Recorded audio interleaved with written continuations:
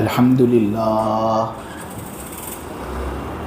لله نحمده ونستعينه ونستغفره ونؤمن به ونتوكل عليه ونعوذ بالله من شرور أنفسنا ومن سيئات أعمالنا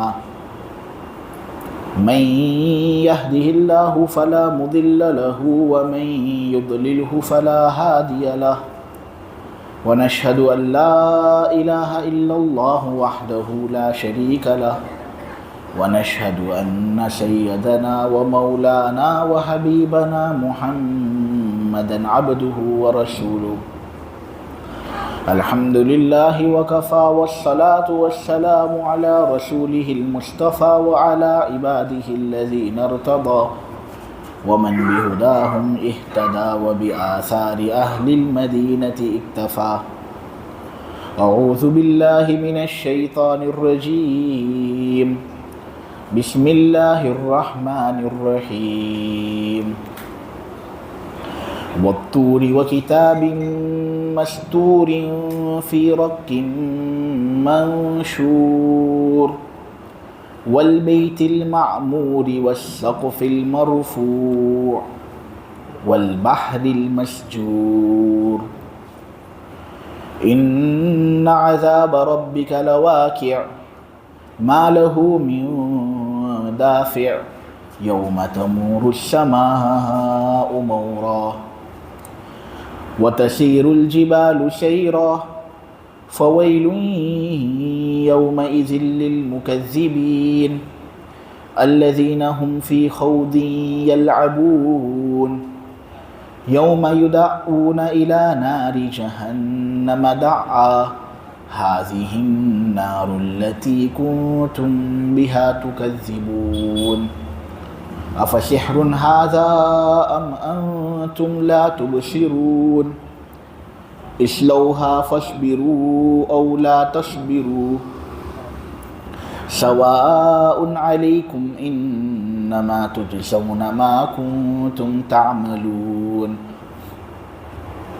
إن المتقين في جنات ونعيم فاكهين بما آتاهم ربهم ووقاهم ربهم عذاب الجحيم كلوا واشربوا هنيئا بما كنتم تعملون متكئين على سرر مصفوفة وزوجناهم بحور عين والذين آمنوا واتبعتهم ذريتهم بإيمان ألحقنا بهم ذريتهم وما ألتناهم من عملهم من شيء كل امرئ بما كسب رهين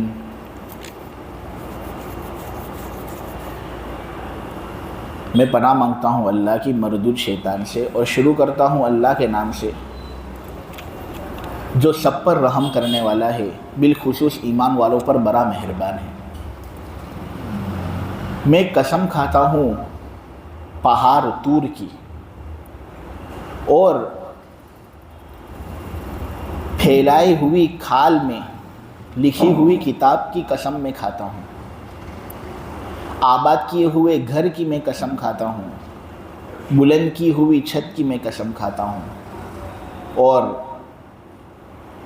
بھرے ہوئے سمندر کی میں قسم کھاتا ہوں، ابلتے ہوئے سمندر کی میں قسم کھاتا ہوں کہ یقیناً تمہارے پروردگار کا عذاب ضرور آ کر ہی رہے گا۔ کیا کوئی ہے اس کو ہٹانے والا؟ جس دن آسمان تھر تھر ہو کر لرز اٹھے گا اور پہاڑ سخت طریقے سے چلیں گے، دیکھو اس دن حق بات کو جھٹلانے والوں کے لیے بڑی تباہی ہوگی۔ وہ جو بیہودہ باتوں کے اندر لگے رہتے تھے، کھیل کود کرتے رہتے تھے، اس دن جہنم کی آگ کی طرف دھکے دے دے کر ان کو داخل کر دیا جائے گا۔ یہی وہ آگ ہے جس کو تم جھٹلایا کرتے تھے، ان سے ایسی باتیں کہی جائیں گی. تو اس دن جہنم کے آگ کی طرف دھکے دے دے کر ان کو لے جایا جائے گا اور ان سے کہا جائے گا کہ یہی وہ آگ ہے جس کو تم جھٹلایا کرتے تھے. اب بتاؤ کیا یہ جادو ہے یا اب بھی تمہیں کچھ نظر نہیں آتا؟ داخل ہو جاؤ اس کے اندر. اب تم صبر کرو یا صبر نہ کرو، چیخ پکار کرو، واویلا کرو، دونوں باتیں تمہارے حق میں برابر ہیں. یقیناً تم کو انہی اعمال کا بدلہ دیا جا رہا ہے جو تم کیا کرتے تھے. اس میں کوئی شک نہیں کہ تقوی اختیار کرنے والے لوگ باغات اور نعمتوں میں ہوں گے. ان کے پروردگار نے ان کو جو دیا ہوگا اور ان کو دوزخ کے عذاب سے جس طرح بچایا ہوگا وہ اس کی وجہ سے مزے میں ہوں گے اور اس کا لطف اٹھا رہے ہوں گے. تو تقوی اختیار کرنے والے لوگ باغات اور نعمتوں میں ہوں گے. ان کے پروردگار نے ان کو جس طرح نوازا ہوگا اور ان کے پروردگار نے دوزخ کے عذاب سے ان کو جس طرح بچایا ہوگا اس کی وجہ سے وہ مزے میں ہوں گے، لطف اٹھا رہے ہوں گے. ان سے کہا جائے گا کہ مزے سے کھاؤ پیو، یہ انہی اعمال کا بدلہ ہے جو تم کیا کرتے تھے. قطار میں لگی ہوئی نشستوں پر یہ لوگ ٹیک لگا رہے ہوں گے اور ہم ان کا نکاح ایسی نوجوان عورتوں سے کرائیں گے جن کی آنکھیں بڑی بڑی ہوں گی. اللہ تبارک و تعالیٰ کا فضل و کرم ہے کہ کئی سالوں بعد سورہ طور کی تفسیر شروع کرنے کا موقع اس مسجد کے اندر ہم کو ملا. جیسے جو لوگ یہاں پر آباد ہیں ان کو معلوم ہے یہ کہ کئی سالوں سے یہ سلسلہ الحمدللہ مسجد میں چل رہا ہے کہ یہاں تفسیر کی جا رہی ہے اور کوشش کی جا رہی ہے یہ کہ نوجوانوں کو قرآن سکھلایا جائے. بہت سے لوگ ماشاءاللہ پابندی سے شرکت بھی کرتے ہیں، فائدہ بھی اٹھاتے ہیں، اور کچھ دوسرے لوگ بھی ہیں. سورہ طور مکی سورت ہے. اس کا مطلب یہ کہ یہ ہجرت سے پہلے نازل ہوئی. نبی کریم صلی اللہ علیہ وسلم نے ابھی ہجرت کی نہیں تھی، ہجرت باقی تھی، اس سے پہلے یہ سورت نازل ہوئی. اب اس کا مطلب یہ نہیں کہ پوری کی پوری سورت مکہ ہی میں نازل ہوئی ہو، نہیں. ہجرت سے پہلے جو سورت نازل ہو اس کو کہتے ہیں مکی، خواہ وہ مکہ میں نازل ہو یا کسی دوسرے علاقے میں نازل ہو. سورہ سجدہ کے بعد اس سورت کا نزول ہوا، اور اگر نمبر اس کا دیکھیں ہم تو 76 نمبر پر یہ سورت نازل ہوئی. یعنی آپ سمجھ سکتے ہیں کہ مکی دور جب بالکل آخر میں چل رہا تھا تب اس سورت کا نزول ہوا. سورہ واقعہ تک آپ دیکھو گے کہ مکی سورتوں کا سلسلہ ہے. آپ لوگوں کے سامنے مکی صورتیں پیش کی جائیں گی. سورہ رحمان ایک صورت ایسی ہے جو درمیان میں مدنی آ جاتی ہے، لیکن اکثر صورتیں مکی ہے، ہجرت سے پہلے ان کا نزول ہوا. اس صورت کے اندر میرے عزیزوں 2 رکوع ہیں. صورت کے اندر آیتوں کی تعداد ہے 49. الفاظ اگر ہم اس صورت کے دیکھتے ہیں تو 812 الفاظ اس صورت کے اندر ہیں، اور اگر ہم حرف کو دیکھتے ہیں، لیٹرز کو دیکھتے ہیں، تو اس پوری صورت کے اندر مجموعی اعتبار سے 1500 الفاظ ہیں اور 1500 حروف ہیں. تو الفاظ اس صورت کے اندر، ورڈز اس صورت کے اندر ہیں 812، اور حروف کی تعداد اس صورت کے اندر ہے 1500. اللہ تبارک و تعالیٰ کا فضل ہے، ہم ہر حرف پڑھتے ہیں نا، اللہ اس کے بدلے میں ہم کو 10 اجر دیتے ہیں. اسی حساب کو اگر ہم مد نظر رکھیں تو اگر کوئی آدمی 5 منٹ کے اندر سورہ طور کی تلاوت کر لیتا ہے تو بدلے کے اندر 1500 حروف کے بدلے اس کو 15,000 نیکیاں مل جائیں گی. اور یہ بھی کم سے کم اجر کی بات چل رہی ہے. زیادہ سے زیادہ اجر پھر کتنا ہو تو اللہ جانتے ہیں. آدمی خوشی سے پڑھے، اس کو تدبر کی نیت سے اس کی تلاوت کرے. اچھے لہجے میں پڑھے، اللہ کا استحضار دل کے اندر قائم رکھے، اخلاص کے ساتھ متصف ہو اس کی تلاوت، تو پھر اللہ اس اجر کو بڑھاتے ہیں، اور اس کا حقیقی اجر پھر کتنا ہوتا ہے وہ تو اللہ ہی جانتا ہے۔ نبی کریم صلی اللہ علیہ وسلم سورہ طور کی تلاوت کیا کرتے تھے، حضور کو یہ سورت بہت پسند تھی۔ صحیح روایتوں کے اندر یہ بات ہے، جبیر ابن مطعم کہتے ہیں کہ میں ایک مرتبہ نبی کریم صلی اللہ علیہ وسلم کی خدمت میں حاضر ہوا تو حضور نے مغرب کی نماز کے اندر سورہ طور کی قرات کی تھی۔ بہت زبردست منظر ہو گیا تھا اور سما بھی بہت عجیب و غریب تھا۔ حضور کی تلاوت تھی، سناٹا ماحول تھا، دل کھڑا ہو گیا، دل جم اٹھا۔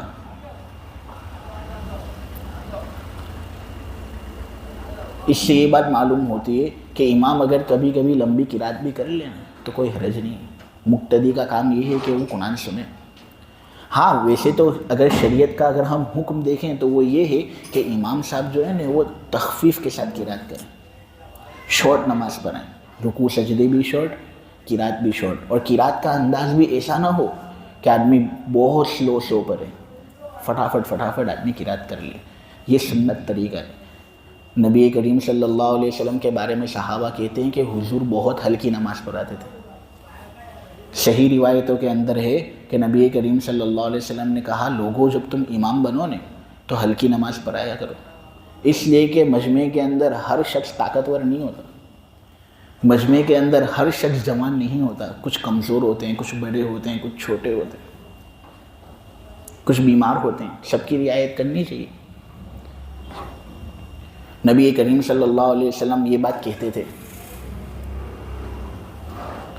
کہ میں چاہتا ہوں بہت کہ میں لمبی نماز پڑھوں، مجھے اتنا مزہ آتا ہے نماز پڑھانے میں، لیکن میں کبھی کبھی لمبی نماز پڑھانے کا سوچتا ہوں کہ یہ خیال دل کے اندر آ جاتا ہے کہ ہو سکتا ہے کہ کسی کا بچہ رو رہا ہو۔ اگر بچہ کسی کا رو رہا ہے اور میں لمبی قرات پڑھاؤں گا تو جو نماز کے اندر شریک ہوگا اس کا دھیان وہاں پر جائے گا یا نہیں، اس لیے میں نماز جلدی ختم کر لیتا ہوں تاکہ وہ اپنے کام کاج کے اندر لگ جائے۔ اور سب سے بہتر امام وہی ہوتا ہے جس سے مقتدی راضی۔ یہ اصل حکم شریعت کا میری ذمہ داری تھی، میں نے آپ لوگوں کو وہ حکم پہنچا دیا۔ لیکن اگر امام صاحب کبھی لمبی قرات کر لیں کبھی کبھار، جیسے کہ دیکھو حضور نے مغرب کی نماز کے اندر سورہ طور کی قرات کی، حالانکہ مغرب کی نماز کے اندر آپ لوگوں کو معلوم ہے چاروں ائمہ کا اتفاق ہے کہ مسنون مقدار قصار مفصل ہے، کہ آدمی سورہ زلزال سے لے کر سورہ ناس تک کی جو صورتیں ہیں نا ان کی مقدار کتنی ہے، اتنی مقدار کی تلاوت کرے مغرب کے اندر، کیونکہ وقت کم ہوتا ہے تو چھوٹی مقدار کے اندر قرات کرنی ہے۔ یہ ہے قصار مفصل۔ لیکن اگر کبھی لمبی ہو جاوے تو ہم تو ماشاءاللہ جوان ہیں، طاقتور ہیں، اللہ ہماری طاقت کو برقرار رکھے، لیکن حکم یہی ہونا چاہیے کہ ہم صبر کر لیں۔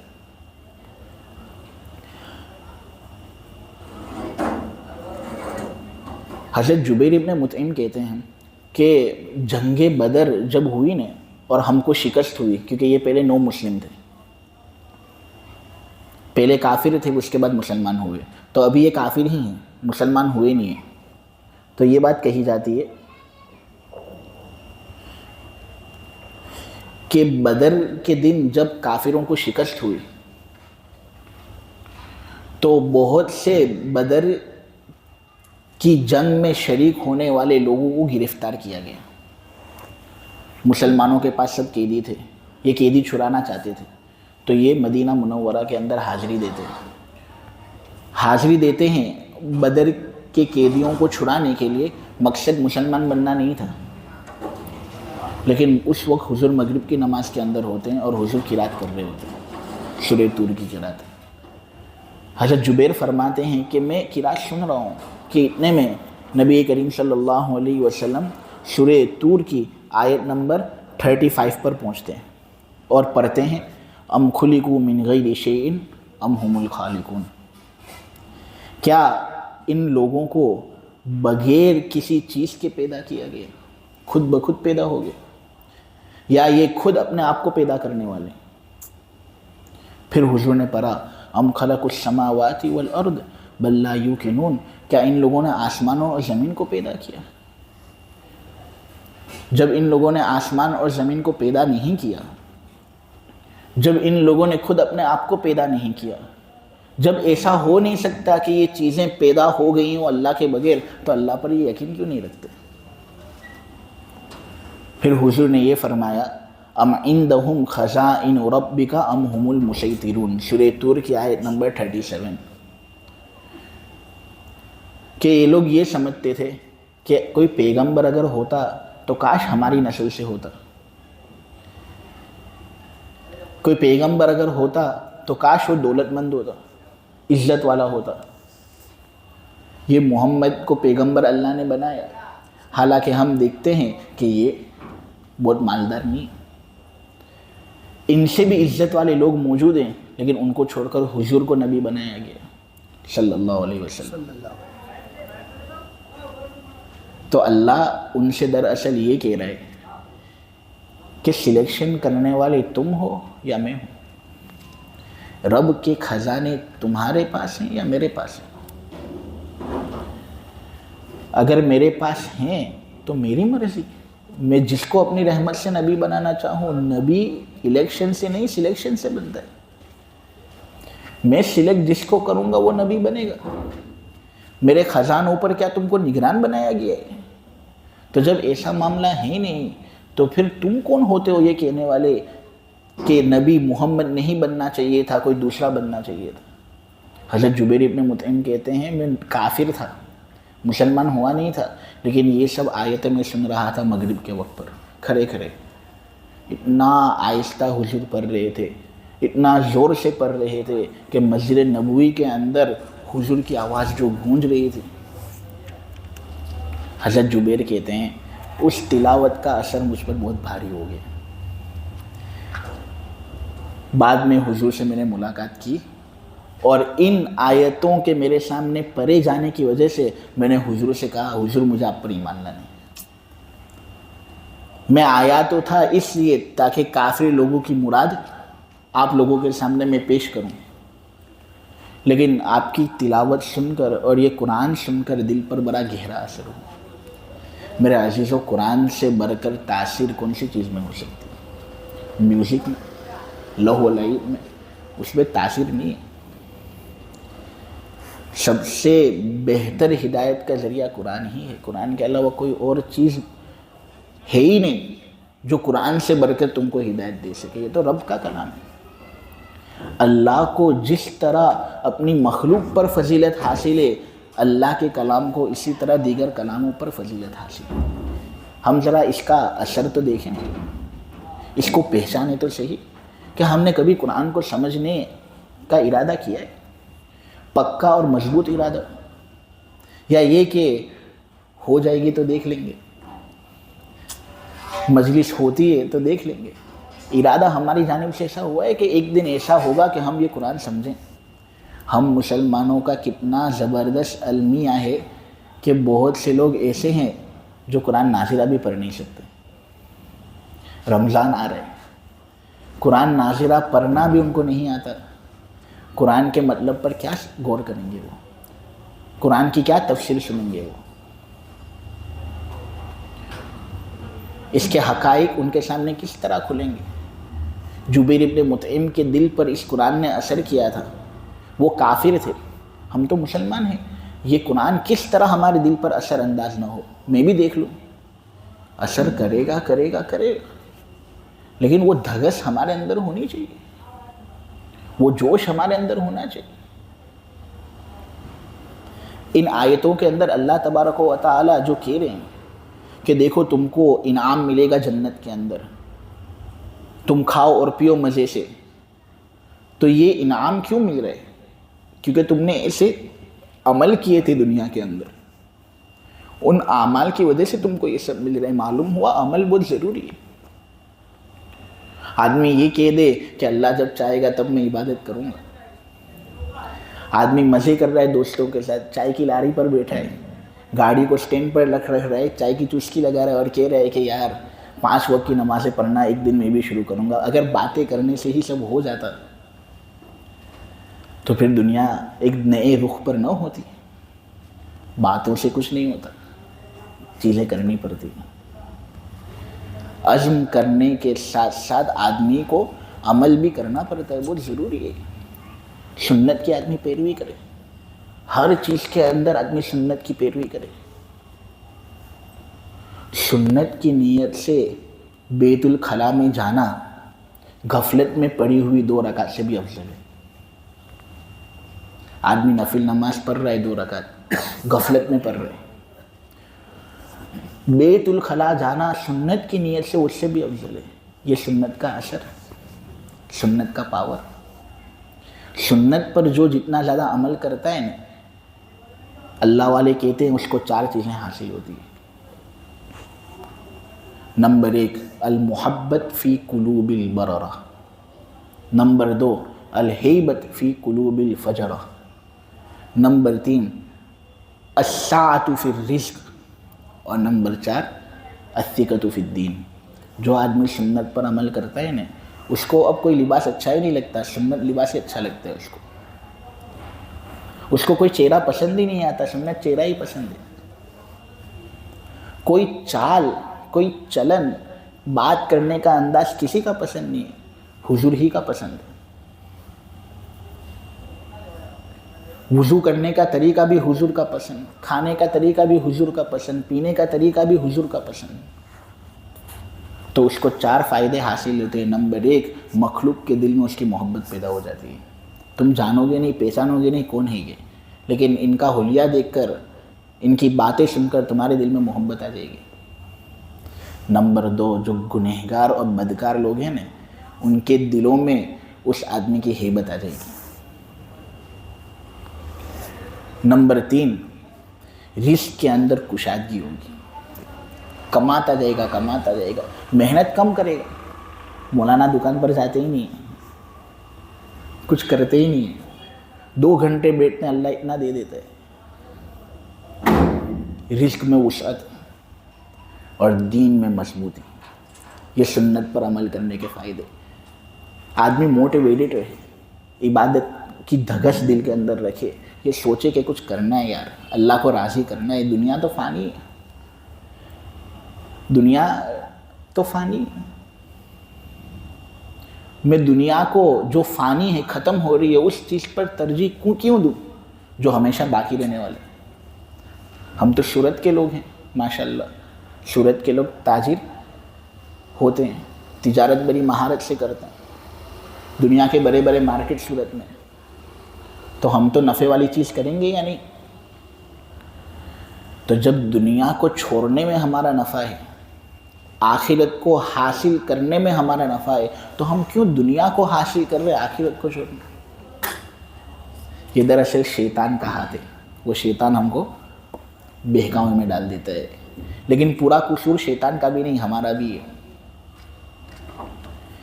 बहुत सी मर्तबा आदमी इबादत करना चाहता है, लेकिन उसको इबादत का जी नहीं लगता,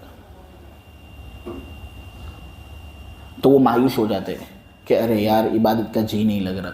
वो क्या, वो जुबैर इब्ने मुतइम की तरह वो माहौल ऐसा हो तो कुरान दिल पर असर करे, लेकिन हम तो इतना कुरान सुनते हैं, असर ही नहीं करता। हम तो पढ़ते भी हैं 5 वक्त की नमाज, फजर की नमाज भी पहली सफ़ में पढ़ते हैं, लेकिन वो दिल की दुनिया बदलती नहीं है।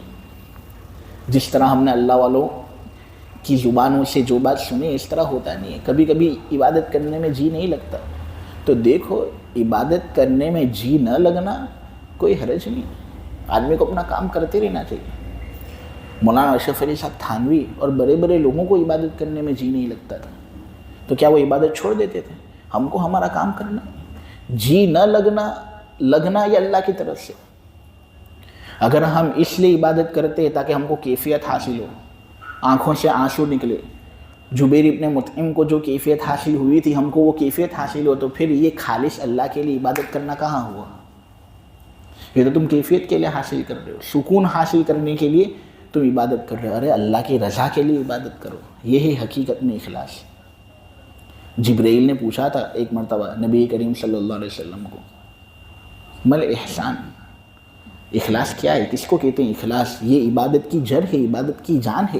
عبادت اخلاص کے بغیر قبول ہی نہیں ہوتی، اخلاص کا ہونا عبادت میں ضروری۔ تو کیا ہے یہ اخلاص؟ حضور نے فرمایا ان تعبد اللہ کأنک تراہ فإن لم تکن تراہ فإنہ یراک۔ اخلاص کا اعلیٰ مرتبہ یہ کہ تو جب عبادت کرے نا اللہ کی تو اس طرح تجھے محسوس ہونا ہے کہ تو اللہ کو دیکھ رہا ہے، اللہ تجھے دیکھ رہا ہے۔ تو عبادت اس طرح کر کہ اللہ تجھے دیکھ رہا ہے، یہ استحضار تجھے ہو اور تو بھی اللہ کو دیکھ رہا ہو دل کی آنکھوں سے۔ یہ استحضار جب تجھ کو نصیب ہوگا تو یہ عبادت کے اندر اعلیٰ درجے کا اخلاص۔ اور اخلاص کی ایک صورت یہ بھی ہے کہ اگر تجھے یہ مقام میسر نہ ہو سکے، تو بہت سوچتا ہے لیکن اللہ کو تو دیکھ ہی نہیں پاتا دل کی آنکھوں سے، تو ایسا کر کہ بس یہ سوچ لے کہ اللہ تجھے دیکھ رہا ہے۔ دیکھ، ایک مزدور دکان کے اندر ملازمت کرتا ہے، لیکن جب دکان کے اندر کیمرہ ہوتے ہیں نا تو وہ زیادہ اچھی طریقے سے ملازمت کرتے ہیں، کیونکہ اس کو معلوم ہے کہ اس کا آقا اور اس کا سیٹ سب کچھ دیکھ رہے ہیں۔ تو یہ استحضار کے ساتھ عبادت کر، دیکھ تیری عبادت کو 4 چاند لگ جاتے ہیں۔ حضور نے اخلاص کا یہ ڈیفینیشن ہمارے سامنے بیان کیا۔ اعلیٰ درجے کی روحانیت حاصل کرنے کے لیے 4 چیزیں کرنی پڑتی ہیں: کم بات چیت، کم سونا، مخلوق کے ساتھ کم ملنا جلنا، اور کم کھانا۔ قلت کلام، قلت منام، قلت اختلاط مع الانام، قلت طعام۔ کم کھاؤ، کم بات چیت کرو، لوگوں کے ساتھ کم ملو جلو، اور کم سونا رکھو۔ جو آدمی ان چیزوں کو کنٹرول میں رکھتا ہے وہ آدمی اپنے اندر اعلیٰ درجے کی روحانیت محسوس کرتا ہے، وہی روحانیت جو جبیر ابن مطعم نے محسوس کی تھی۔ حضرت مقدام ابن معدی کریم نبی کریم صلی اللہ علیہ وسلم کی حدیث بیان کرتے ہیں، ما ملأ آدمی وعاء شرا من بطن بحسب ابن آدم اکلات یکمن صلبہ فإن كان لا محالہ فثلث لطعام وثلث لشراب وثلث لنفس، او کما قال علیہ الصلوۃ والسلام۔ حضور نے یہ بات کہی، سب سے برا برتن جو آدمی بھرتا ہے نا وہ پیٹ ہے، یہ سب سے برا برتن۔ لیکن چلو اگر کھانا ضروری ہی ہو تو دیکھو، ویسے تو کھانے میں اصل یہ ہے کہ آدمی اتنا کھائے کہ اس کی کمر سیدھی ہو، لیکن اگر زیادہ کھانا ہی ہو تو اتنا کھاؤ کہ اپنے پیٹ کے 3 حصے ہو جائیں، 1/3 حصہ کھانے کے لیے، 1/3 حصہ پانی کے لیے، اور 1/3 حصہ سانس لینے کے لیے۔ اتنے طریقے سے اگر ہم کھائیں گے نا انشاءاللہ تو جو قوت ہم کو ملنی چاہیے وہ بھی ہم کو ملے گی، اور ساتھ ساتھ شہوت جو ہمارے اندر ہوتی ہے نا وہ دبے گی۔ اسی لیے ہم دیکھتے ہیں رمضان کے اندر جب ہم بھوکے رہتے ہیں تو کتنی سب عبادتیں ہم کر لیتے ہیں، نہیں کرتے؟ بہت سی عبادتیں ہم کر لیتے ہیں نا، وہ کیونکہ ہم بھوکے رہتے ہیں، اس لیے بھوکے رہنے کا فائدہ۔ تو یہ سب چیزیں ایسی ہیں جس کی وجہ سے روحانیت دل کے اندر پیدا ہوتی ہے۔ میرے عزیز، و سورہ طور کے اندر بنیادی طور پر 3 چیزیں بیان ہوئی۔ نمبر 1 آخرت، نمبر 2 رسالت، اور نمبر 3 حضور پاک صلی اللہ علیہ وسلم کو تسلی دینا۔ یہ 3 چیزیں اس صورت کے اندر بیان ہوئی، اور آپ دیکھو تو اکثر مکی صورتوں کے اندر آخرت کو واضح کیا گیا ہے، آخرت کو بیان کیا گیا ہے، اور بہت زیادہ قرآن کے اندر آخرت پر زور ڈالا گیا ہے۔ وجہ اس کی کیوں؟ کہ یہ لوگ آخرت سے غفلت کرتے ہیں۔ حضرت ابن عباس کو حضرت علی نے ایک مرتبہ ایک خط لکھا تھا۔ حضرت ابن عباس اس خط کے بارے میں یہ کہتے ہیں کہ نبی کریم صلی اللہ علیہ وسلم سے جو میں نے فائدہ اٹھایا وہ میں نے اٹھایا، حضور سے جتنا زیادہ مجھے فائدہ پہنچا اتنا زیادہ فائدہ مجھے کسی اور چیز سے نہیں پہنچا، سب سے زیادہ فائدہ مجھے حضور کی ذات سے پہنچا۔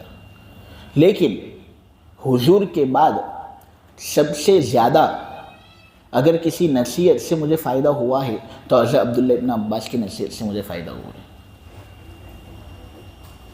سب سے زیادہ۔ حضور کے بعد اگر سب سے زیادہ مجھے کسی نصیحت سے فائدہ ہوا ہے تو وہ حضرت علی کی نصیحت سے مجھے فائدہ ہوا ہے، ایسا ابن عباس نے کہا۔ حضرت علی نے حضرت عبداللہ ابن عباس کو خط کے اندر یہ بات کہی تھی کہ دیکھ ابن عباس کے بیٹے، دنیا کا کوئی غم تجھے غم میں نہ ڈالے اور دنیا کا کوئی سرور تجھے سرور آور نہ کرے۔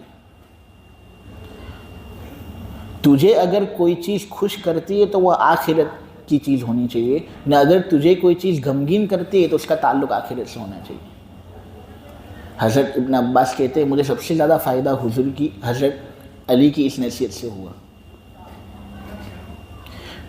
لیکن آج ہمارا معاملہ الٹے، دنیاوی معاملے ہم کو زیادہ غمگین کرتے ہیں، حالانکہ اخروی معاملوں کا حال ایسا ہونا چاہیے کہ اگر کوئی چیز ہم کو غم میں ڈالے تو یہ آخرت کا معاملہ ہم کو غم میں ڈالے۔ حضرت ریاح القیسی رحمۃ اللہ علیہ یہ کہتے ہیں کہ میں نے ایک مرتبہ اپنا حساب لگایا۔ لوگ اپنا حساب لگاتے ہیں، ان کو اپنا حساب رکھنا چاہیے۔ ایک دوست تھے، وہ کہتے تھے کہ میں جو اپنے اوپر خرچ کرتا ہوں اس کا حساب میں لگاتا ہوں اور پکا حساب رکھتا ہوں، لیکن دوسروں پر جو میں خرچ کرتا ہوں اس کا حساب نہیں رکھتا۔ بہت اچھی عادت ہے۔ سب سے بدتر حساب اس خرچ کیے ہوئے مال پر آدمی لگا سکتا ہے جو اپنے والدین پر وہ خرچ کرے، کہ امی تمہارے دوائی کا خرچہ اتنا ہوا، ابا تمہارے دوائی کا خرچہ اتنا ہوا۔ یہ سب سے بدترین حساب ہے کہ والدین جو جنت کے 2 دروازے ہیں، آدمی ان پر خرچ کیے ہوئے مال پر حساب رکھے، کتنی بدتر بات کہی جاتی ہے۔ تو ریاح القیسی یہ کہتے تھے کہ میں نے ایک دن اپنا حساب کیا تو میں اس نتیجے پر پہنچا کہ میں نے زندگی کے اندر 40 گناہ کیے ہیں۔ میں نے سوچا کہ 40 گناہ میں نے کیے، اللہ کے یہاں پر میرا کیا حساب ہوگا؟ تو ہر ایک گناہ کے لیے میں نے 1,00,000 مرتبہ استغفار کیا۔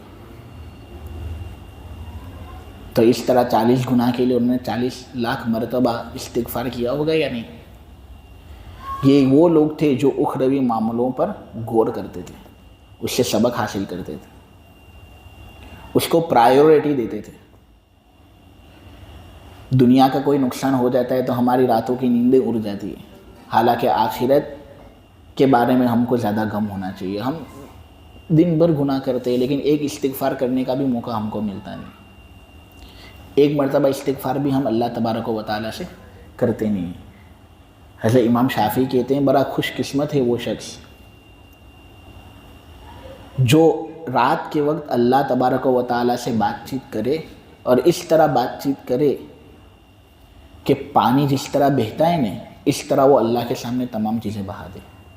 1 گھنٹہ 2 گھنٹہ 3 گھنٹے اللہ کے ساتھ بات کر لیتے ہیں، لیکن پھر جب لوگوں سے بات چیت کرنے کی باری آئے نا تو بہت کم بولتا ہو۔ ہی از اے مین آف فیو ورڈز، بہت کم بولتا ہے۔ وہ اللہ سے بات کرتا ہے تو پورے کے پورے چیپٹر اللہ کے سامنے پیش کر دیتا ہے، لیکن لوگوں سے بات کرتا ہے تو ہی از اے مین آف فیو ورڈز، بہت کم بولتا ہے۔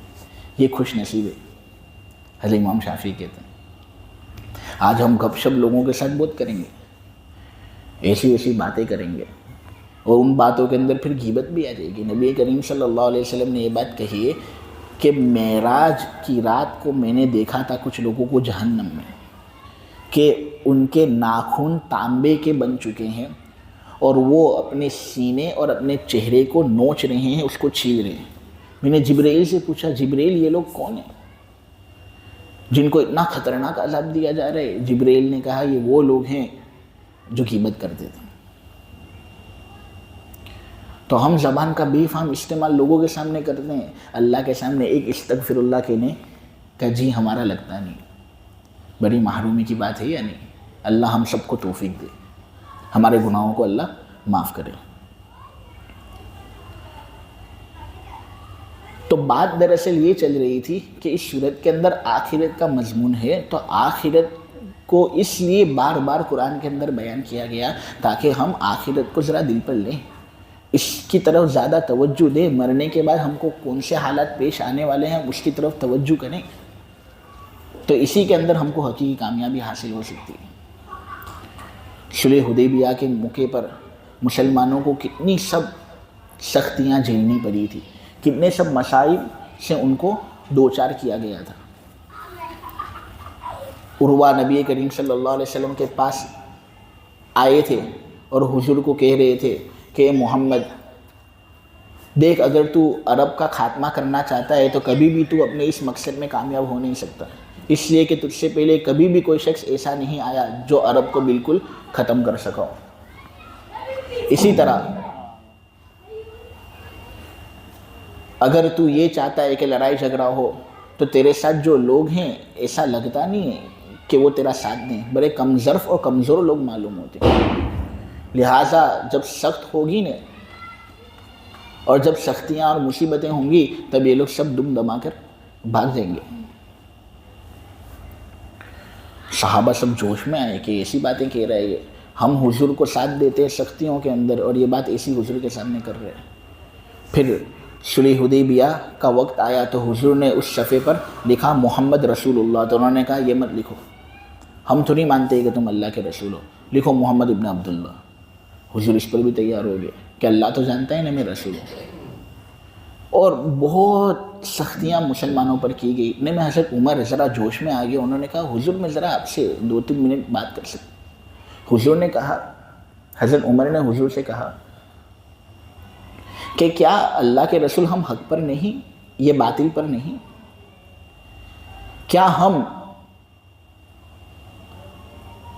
صحیح بات نہیں پہنچا رہے؟ کیا یہ لوگ اپنی جانب سے غلط بات نہیں کر رہے؟ کیا آپ اللہ کے رسول نہیں؟ کیا یہ لوگ آپ کا انکار نہیں کر رہے؟ کیا ہمارے مقتول جنت میں نہیں؟ کیا ان کے مقتول جہنم میں نہیں؟ اتنے میں ذرا زور سے انہوں نے حضور سے بات کر لی۔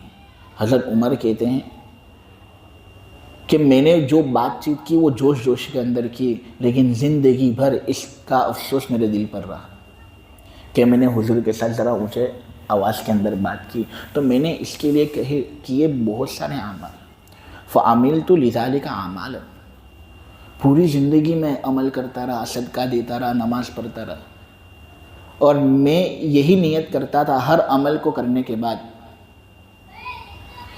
کہ اللہ اس عمل کو تو میرے اس عمل کے لیے کفارہ بنا دے جس کے اندر ہوا یہ تھا کہ میں نے حضور سے زور سے بات کر لی تھی۔ تو دیکھو اخروی معاملوں کو دل پر لیتے تھے، تبھی تو آدمی کی سوچ اتنی زیادہ ہوتی۔ اسی لیے قرآن کے اندر آخرت کا معاملہ کثرت سے بیان ہوا ہے۔ سب سے پہلی چیز جس کی قسم اس سورت کے اندر کہی گئی ہے وہ کوہ طور ہے، طور کا پہاڑ۔ اب طور ویسے تو اس پہاڑ کو کہتے جس پر سبزہ اگتا ہو، لیکن یہاں پر مراد اس سے وہ طور کا پہاڑ ہے جس طور کے پہاڑ پر موسیٰ علیہ السلام نے اللہ سے گفتگو کی تھی۔ مصر کے اندر ایک صحرا ہے جس صحرا کو صحرائے سینا کہتے ہیں، دا سینا پیننسولا، اس کے اندر جبل موسیٰ نام کا ایک پہاڑ ہے، وہی کوہ طور جس کی قسم یہاں پر کھائی جا رہی ہے۔ موسیٰ علیہ السلام نے یہاں اللہ سے گفتگو بھی کی تھی، یہاں پر موسیٰ علیہ السلام کو نبوت سے نوازا بھی گیا تھا، اور جب فرعون سے بنو اسرائیل بھاگ نکلے تھے تو بنو اسرائیل کے لیے شریعت کی ضرورت تھی، تورات کی ضرورت تھی، تو یہاں طور کے اندر ہی موسیٰ علیہ السلام نے 40 دن کا اعتکاف کیا، اور یہاں موسیٰ علیہ السلام پر تورات نازل ہوئی، اور اسی طرح موسیٰ علیہ السلام کو شریعت ملی۔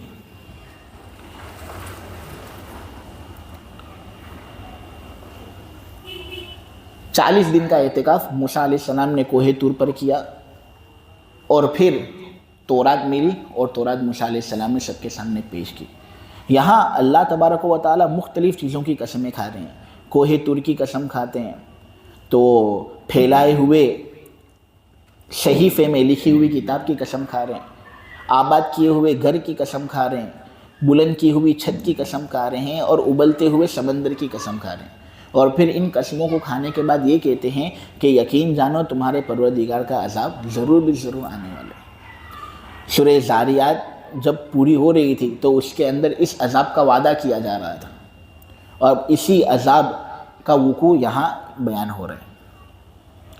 دیکھو اللہ تبارک و تعالیٰ جو بات چیت کرتے ہیں نا، وہ سب سے زیادہ سچی بات ہوتی ہے۔ وَمَنْ أَصْدَقُ مِنَ اللَّهِ قِيلًا، اللہ کو قسمیں کھانے کی ضرورت نہیں، اللہ سے بڑا سچا کون ہو سکتا ہے؟ لیکن اللہ تبارک و تعالیٰ قسمیں کھاتے ہیں تو اپنی بات کے اندر زور ڈالنے کے لیے، اور اس لیے تاکہ لوگ قسموں کے اندر غور کریں اور جواب قسم کے ساتھ اس کی مناسبت کو اللہ تبارک و تعالیٰ جو قسمیں کھا رہے ہیں اس کی اور جواب قسم کے درمیان مناسبت بھی لوگ دیکھیں۔ تو یہاں دراصل جو کوہ طور کی قسم کھائی گئی نا، تو اس کے اندر حکمت یہ ہے کہ دیکھو عذاب کا وقوع لوگوں پر ہوگا، یہ کوئی نئی بات نہیں ہے۔ کوہ طور کے اندر موسیٰ علیہ السلام پر شریعت نازل ہوئی، اس شریعت کے اندر بھی یہی تھا کہ جو اعمال دنیا کے اندر کرو گے اس کا عذاب تم کو ملے گا اگر تم نے غلط کام کیے تو۔ اسی طرح ایک کھلے ہوئے صحیفے کے اندر لکھی ہوئی کتاب بھی ہے، جس سے یا تو قرآن مراد ہو سکتا ہے، نامہ اعمال مراد ہو سکتا ہے اس سے، یا اس سے پھر مراد ہو سکتا ہے تورات کا نسخہ۔ تو اس کے اندر بھی یہی بات تھی جو یہاں پر پیش ہو رہی ہے کہ دیکھو اگر غلط کام تم نے کیے تو اس کا بدلہ تم کو دینا ہوگا۔ آباد کیے ہوئے گھر کی قسم کھائی جا رہی ہے، یعنی اس سے مراد وہ گھر ہے جو ساتوں آسمان کے اوپر ہے، عرش کے نیچے ہے، فرشتے جس کے ارد گرد رہ کر اللہ تبارک و تعالیٰ کی عبادت کرتے ہیں، اس کی بھی قسم کھائی جا رہی ہے۔ یہ بات بتانے کے لیے کہ جب فرشتے اللہ کی عبادت کرتے تو اے انسان تم کیوں نہیں کرتے؟ بلند کی ہوئی چھت کی قسم کھائی جا رہی ہے، یعنی آسمان کی۔ ابلتے ہوئے سمندر کی قسم کھائی جا رہی ہے، جو اس طرح ابلتا ہے جس کے نتیجے میں گیس پھر آسمان پر جاتے ہیں اور بارش کا نظام چلتے ہیں۔ تو یہ سب چیزیں اس لیے اللہ تبارک و تعالیٰ نے ہمارے سامنے پیش کی تاکہ آدمی غور کرے کہ آسمان کا نظام، زمین کا نظام کیا خود بخود ضرور اس کا بنانے والا ہے، اور بے مقصد تو اس نے بنایا نہیں ہے۔ تو مقصد کیا ہے؟ اچھے کام کرو گے تو تم کو اچھا بدلہ ملے گا، برے کام کرو گے تو تم کو برا بدلہ ملے گا۔ تو یہ چند آیتوں کی تفسیر آپ لوگوں کے سامنے کی گئی۔ اللہ تبارک و تعالیٰ کہنے کو قبول فرمائے، سننے کو قبول فرمائے، سب سے زیادہ عمل کی توفیق عطا فرمائے۔